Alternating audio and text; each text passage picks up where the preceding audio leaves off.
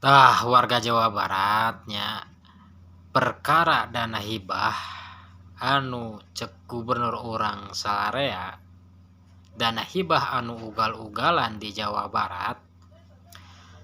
Nah itu salah sahijina di Kabupaten Garut.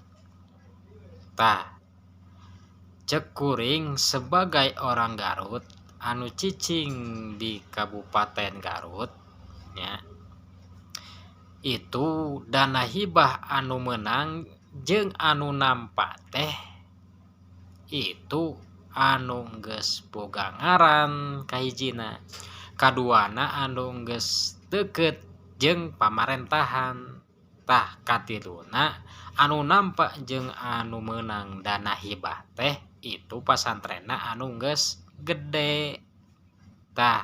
Gitu warga Jawa Baratnya. Jadi anu meunang dana hibah teh teu sakabehna pasantren nu aya di Garut.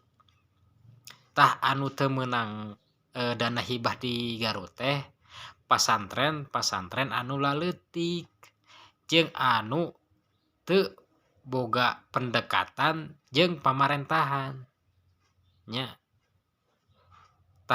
Jadi pasantren nu leutik mah itu teu kabagean sugan nampa sugan meunang henteu.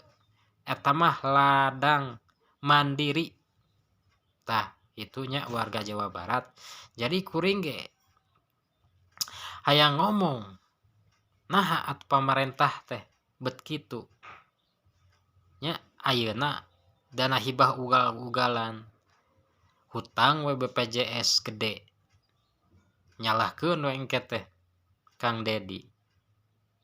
Pamarentah nu geus-geus kade tong sok karorupsi nya geus aya conto ku Kang Dede Mulyadi nya.